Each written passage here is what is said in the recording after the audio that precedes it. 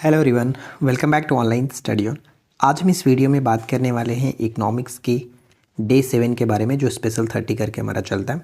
इससे पहले मैंने आप लोगों को 150 important questions one liner provide करा दिया था मास्टर वीडियो में। अगर आपने नहीं देखा है तो आप ज़रूर चेकआउट कर लेना, प्लेलिस्ट बना हुआ है, सारा वीडियो एक एक करके भी देख सकते हो आप। और रही बात PDF की, तो PDF आप हमारे टेलीग्राम से भी डाउनलोड कर सकते हैं और साथ ही साथ हमारे एप्लीकेशन पर से जा करके भी वहाँ से भी डाउनलोड कर सकते हैं। एसओ का जो बैच है उसमें काफ़ी अच्छा डिस्काउंट चल रहा है, आप वहाँ से जाकर के बाई कर सकते हो। तो चलिए शुरू करते हैं।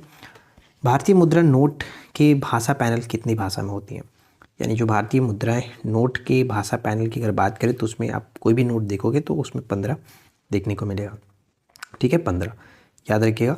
नेक्स्ट आता है अंडर राइटिंग, क्या संदर्भित करता है? अंडर राइटिंग, तो अंडर राइटिंग जोखिम का बीमा करने का एक कार्य होता है। जोखिम का बीमा करने का कार्य अंडर राइटिंग। समानांतर अर्थव्यवस्था का अर्थ क्या होता है? समानांतर अर्थव्यवस्था काला धन। ठीक है, समानांतर अर्थव्यवस्था काला धन। मुद्रा परिवर्तनीयता अवधारणा जो है अपने मूल रूप से किस समझौते से उत्पन्न होती है? मुद्रा परिवर्तनीयता यानी कि एक्सचेंज जो रेट है, ठीक है, एक्सचेंज रेट, ये ब्रिटेन वुड्स समझौता 1944 में जो कि उत्पन्न हुआ था। एक्सचेंज रेट की अवधारणा मूल रूप से अंतर्राष्ट्रीय व्यापार और आर्थिक सहयोग को सुगम बनाने के उद्देश्य से उत्पन्न की गई थी। मैं पूरी कोशिश करता हूँ कि जो भी टर्म्स ऐसे होते हैं जिसको जानना ज़रूरी है वो मैं आप लोगों के साथ रखता हूँ। और ये सभी जो क्वेश्चंस होते हैं वो मैंने अलग अलग सोर्सेज से लिए, कुछ NCERT से भी है, कुछ एक्सपेक्टेड अलग बुक से भी मैंने लिया, कुछ प्रीवियस ईयर क्वेश्चन है। हर तरह के क्वेश्चंस मैं आप लोगों के सामने रखता हूँ। चाहे आप कोई भी एग्ज़ाम देने जाओ, अगर डेफिनेटली इस सीरीज़ को देख करके जाओगे तो इकोनॉमिक्स के कई सारे क्वेश्चन आप आराम से करके आओगे। देश के विकास के लिए किस प्रकार का ऋण महत्वपूर्ण होता है? तो देश के विकास के लिए सस्ता और किफ़ायती जो ऋण होता है वो महत्वपूर्ण होता है। चेक की बात करें तो एक वैकल्पिक धन का उदाहरण होता है। चेक वैकल्पिक धन का उदाहरण माना जाता है। NPCI का पूर्ण रूप क्या होता है? NPCI national payment corporation of India, ये फुल फॉर्म बहुत बार पूछा जाता है, तो याद रखिएगा NPCI का पूर्ण रूप national payments corporation of India. भारतीय मुद्रा भुगतान नियम हिंदी में हो गया।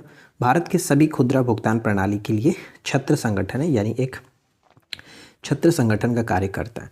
स्थापना इसकी बात करें, NPCI की स्थापना 2008 में RBI और भारतीय बैंक संघ यानी IBA के संयुक्त प्रयास से की गई थी और इसका उद्देश्य होता है भारत में खुदरा भुगतान और निपटान प्रणाली यानी retail payment and settlement system को सुदृढ़ बनाना होता है।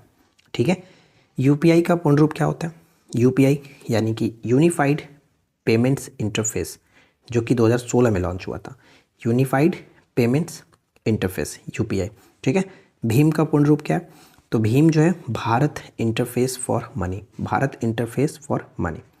IMPS की बात करें, इमीडिएट पेमेंट सर्विस। ठीक है, इमीडिएट पेमेंट सर्विस इसका पूर्ण रूप होता है।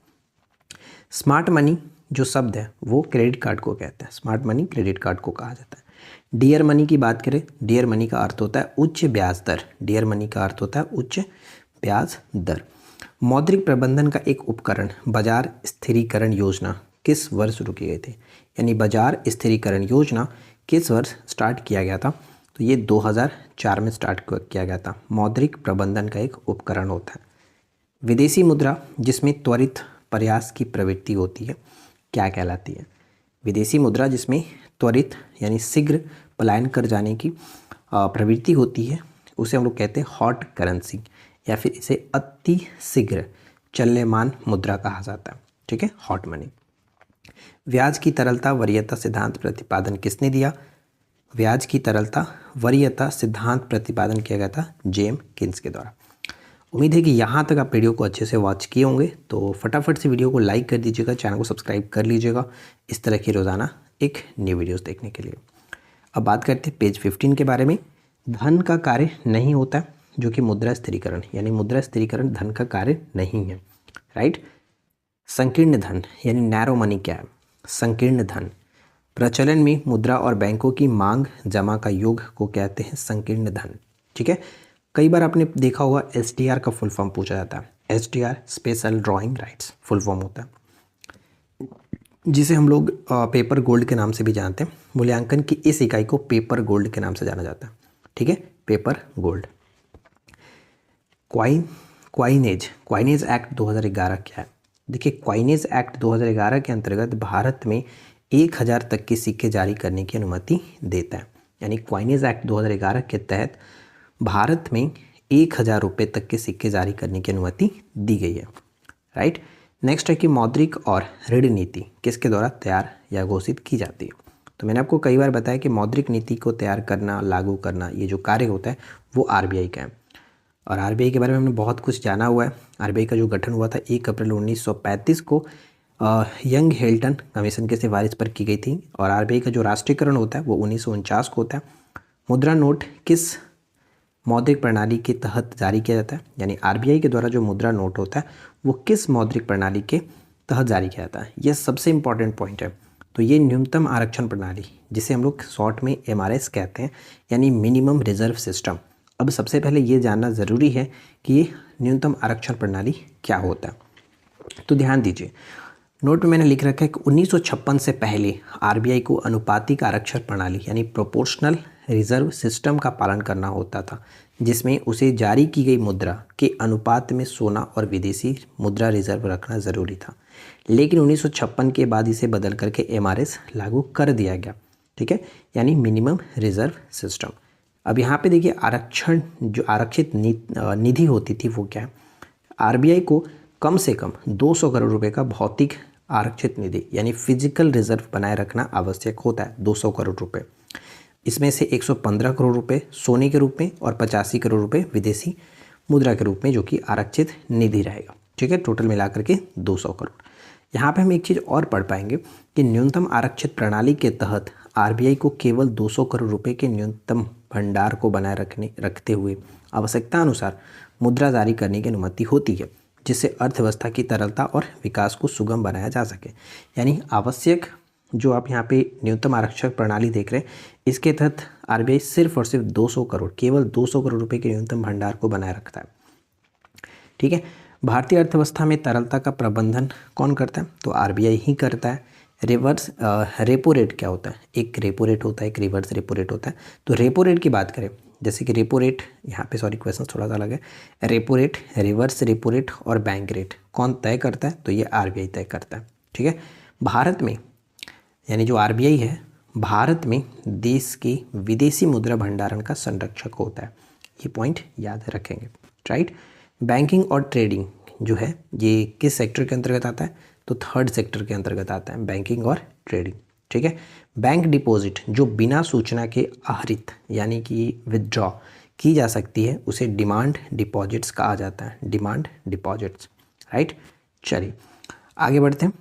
इसके बाद नेक्स्ट आता है कि 1955 में इंपीरियल बैंक ऑफ इंडिया का नाम बदल करके क्या किया गया था। तो देखिए, आज हम जिसे स्टेट बैंक ऑफ इंडिया के नाम से जानते हैं, इसे 1955 में 1955 तक इंपीरियल बैंक ऑफ इंडिया कहा जाता था। अब यहाँ पे एक और सवाल ये उठता है कि इंपीरियल बैंक ऑफ इंडिया का गठन कब किया गया, तो ये किया गया 1921 में। ठीक है, 1921 में, और 1955 में इसे एसबीआई नाम दिया गया। भारत में बैंकिंग विनियमन अधिनियम कब पारित हुआ था, तो 1949 में पारित हुआ था। आरटीजीएस का पूर्ण रूप क्या होता है, तो RTGS real time gross settlement, real time gross settlement. ज़्यादातर पूछा था ये दोनों। ठीक है, ज़्यादातर ये पूछा था। आईएमपीएस का पूर्ण रूप क्या होता है, immediate payment service, immediate payment service. और आईएफएससी जो कोड होता है, Indian financial system code, Indian financial system code होता है। आईडीबीआई जो बैंक है, इसकी स्थापना कब की गई थी, तो जुलाई 1964 में इसका स्थापना किया जाता है।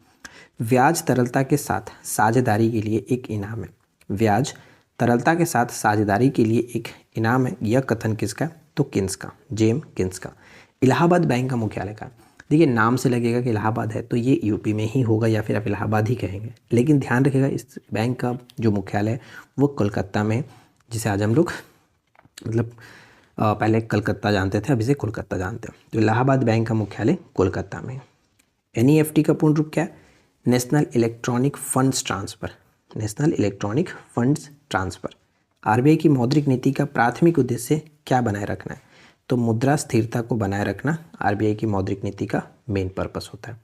मदन मोहन मालवीय ने द हिंदुस्तान टाइम्स की वित्त पोषण के लिए किस बैंक से ऋण लिया था, तो मदन मोहन मालवीय जी ने पीएनबी से जो कि लोन लिया था।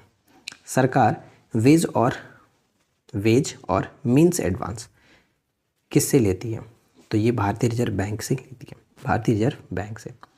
भारतीय रिजर्व बैंक को आखिरी सहारे का ऋणदाता माना जाता है, आखिरी सहारे का ऋणदाता, और साथ ही साथ रिवर्स रेपो दर पर वाणिज्यिक बैंकों से धन उधार लेता है। यानी जब वाणिज्य बैंक से आरबीआई उधार लेगा तो उसे रिवर्स रेपो रेट कहते हैं, और अगर जब आरबीआई वाणिज्यिक बैंकों को देता है तो उसे हम लोग कहते हैं रेपो रेट। ठीक है, तो ये दोनों बहुत इंपॉर्टेंट हो जाता है। Asian infrastructure development bank, sorry investment bank है, Asian infrastructure investment bank AIIB का मुख्यालय कहाँ स्थित है? तो चीन के अंतर्गत स्थित है, चीन। भारत में बीमा क्षेत्र किसके द्वारा नियंत्रित किया जाता है? तो भारत में बीमा जो क्षेत्र है वो भारतीय बीमा नियामक और विकास प्राधिकरण, जिसे हम लोग इराडी के नाम से जानते हैं, इराडी करता है। नेक्स्ट पॉइंट आता है सेबी। तो सेबी के बारे में जानते हैं। सेबी की स्थापना 1988 में होता है, 12 अप्रैल 1988 को, लेकिन इसको वैधानिक अधिकार जो मिलता है, वैधानिक अधिकार 30 जनवरी 1992 को मिलता है। तो जिस तरह से भी क्वेश्चन पूछा जाए, गठन पूछा जाए तो फिर 1988, और अधिकार पूछा जाए, वैधानिक अधिकार कब प्राप्त हुआ, तो 1992 में। नाबार्ड के बारे में बात करें तो नाबार्ड कृषि क्षेत्र और ग्रामीण क्षेत्र से जुड़ा हुआ एक विकास से जुड़ा हुआ है, यानी कि ग्रामीण क्षेत्र और ग्रामीण मतलब कृषि क्षेत्र और ग्रामीण क्षेत्रों के विकास से ये काम करता है। सिडबी का पूर्ण रूप कई बार पूछा जाता है, small industries development bank of India, जिसका मुख्यालय लखनऊ में है। इसकी स्थापना 1990 में की गई थी। तो ये सब कुछ याद रखना है। ठीक है, तो कुल मिलाकर आज हमारे पास 30 से ज़्यादा क्वेश्चंस थे, और आई होप कि आप लोगों को ये वीडियो पसंद आया होगा। वीडियो अच्छा लगा हो तो प्लीज़ वीडियो को लाइक एंड शेयर करके जाइएगा। चैनल पे पहली बार है, सब्सक्राइब करके नोटिफिकेशन बेल आइकन को ऑल पे सेट रखिए। हम मिलते हैं आपके साथ इसी प्रकार के नेक्स्ट वीडियो में नए टॉपिक के साथ। Thanks for watching, keep learning, have a good day.